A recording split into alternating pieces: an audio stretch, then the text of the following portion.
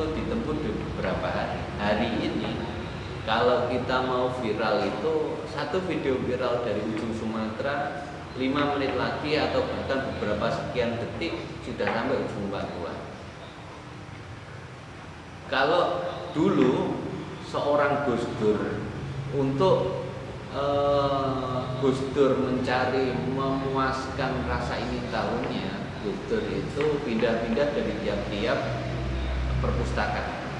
Hari ini jangankan kalau kita masuk perpustakaan, kita duduk di sini nyamantai, ya kan, sembari ataupun kita nikmati udara pagi, kita browsing, bahkan bisa di seluruh materi ataupun seluruh teori yang ingin kita ketahui, bahkan dari apa yang kurang update nih. Contoh, kalau seandainya di teologi itu dalam teologi aliran lokal, contoh MTC, Wahabi, itu literaturnya di buku kurang.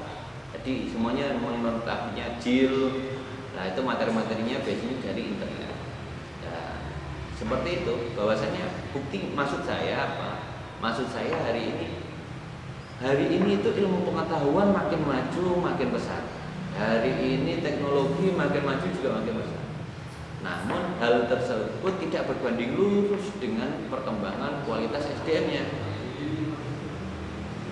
Kalau dulu tahun 1966 sampai tahun 2000 terakhir, banyak tokoh-tokoh besar, tokoh-tokoh ideolog.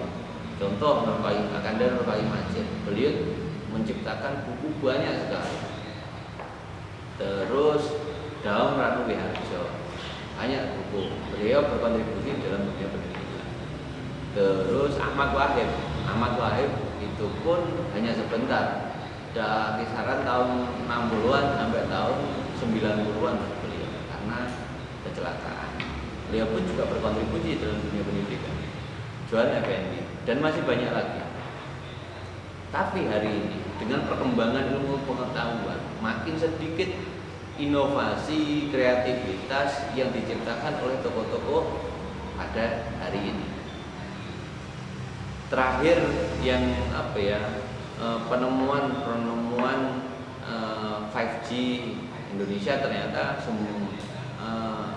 sumber daya teknologinya belum bisa untuk menggunakannya 5G di Indonesia. Terus penemuan listrik di Aceh, kalau nggak salah kemarin seorang anak menemukan sumber daya listrik bertenaga kedondong, kalau nggak salah.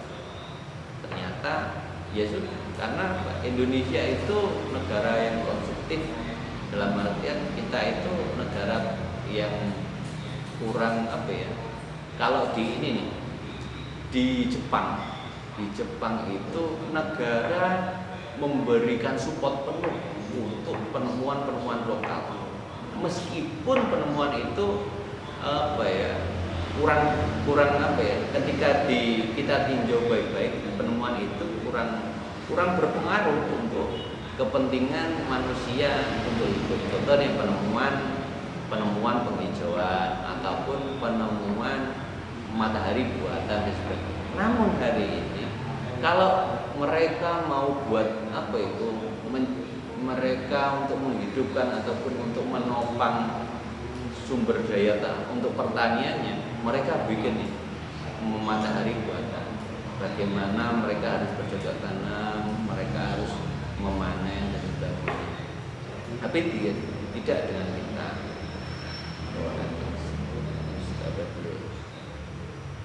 Maksud saya apa?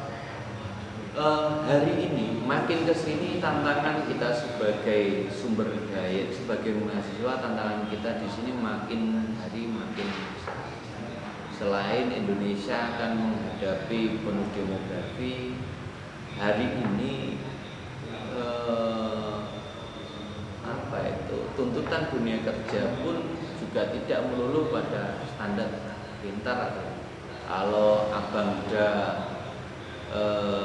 Anies Baswedan, beliau itu menyampaikan bahwasannya bangku ijazah itu hanya mengantarkan kita pada pintu gerbang wawancara saja. Nah, Selebihnya yang membantu kita di dalam ruang wawancara itu adalah kemampuan komunikasi, kemampuan bekerja sama, kemampuan membangun berjejaring dan sebagainya. Dan hal tersebut tidak didapatkan di dalam perguruan tinggi, itu didapatkan di aktivitas di luar perguruan tinggi, aktivitas keikutsertaan BEM, keikutsertaan KMJ, keikutsertaan organisasi, Karang Taruna dan sebagainya. Dari sini ada yang mau ditanyakan?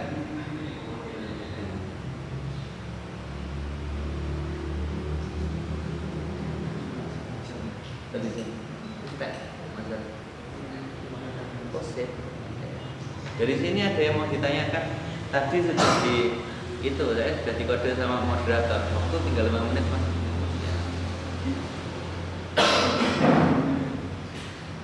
Maaf ya Sekut. Bagaimana sampai sini ada yang mau ditanyakan? Alhamdulillah. Apa ya, besar harapan saya atau husnuzon saya sama teman-teman bahwasanya apa yang saya sampaikan alhamdulillah teman-teman tahu. Apa itu tuntas atau blas ini?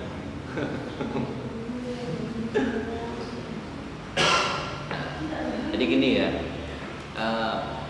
adapun ini pesan-pesan saya sebelum mengakhiri materi, pesan saya, kalian kan masih berproses, masih tahap apa lagi.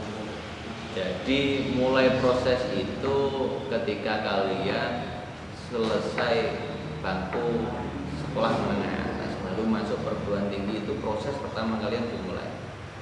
Maksud saya bukan proses melainkan proses kalian mulai bisa berpikir secara sistematis, membangun roadmap untuk kalian itu bangun mimpi, bangun cita-cita. Bagaimana raih mimpi, raih cita-cita itu di awal perkuliahan, awal perguruan tinggi. Mengapa? Kalian karena di bangku perkuliahan itu satu semester pertama kalian akan bertemu dengan aktivitas akademis yang mana lebih cenderung pada mereka memiliki tekan secara rasional ataupun lebih menekankan tanggung jawab mahasiswa daripada kita lebih dianjurkan untuk lebih berinisiatif lah daripada dosen. Kalau di SMA kan guru memiliki memiliki pengaruh penting untuk membentuk mindset ataupun berpikirnya. Di harapan saya nih, ketika di awal proses kalian buatlah nih, ciptakan cita-cita atau visi sejelas mungkin. Maksud saya apa? Dengan kalian membuat cita-cita ataupun visi yang jelas, sangat jelas dan tidak utopis, dengan adanya hal tersebut kalian akan tahu nantinya apa-apa. Dengan visi atau tujuan yang jelas akan menjelaskan hal-hal apa saja yang harus kalian lalui. Contoh nih, kalau kalian mau usaha ataupun kalian mau menjadi seorang guru, kalian ingin menuntaskan apapun, dengan semakin jelasnya tujuan kalian. Contoh kalau seandainya saya tanya nih, Mas Barul, sampai cita-citanya apa nih? Saya ingin jadi sukses. Tujuan yang utopis dan tidak memiliki barometer yang jelas itu malah akan membuat kalian semakin bingung untuk melangkah. Saya tujuannya mengkaya raya, tidak ada kejelasan bagaimana spek kaya raya itu, sehingga tidak ada kejelasan pula terkait apa ataupun bagaimana kita harus melangkah, sejauh mana kita harus melangkah.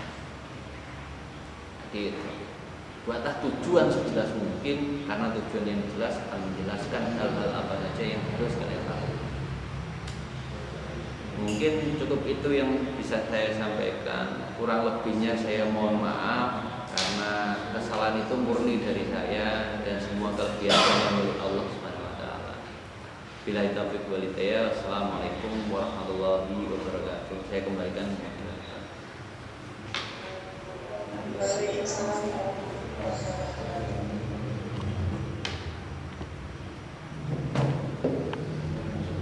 Ah, baru.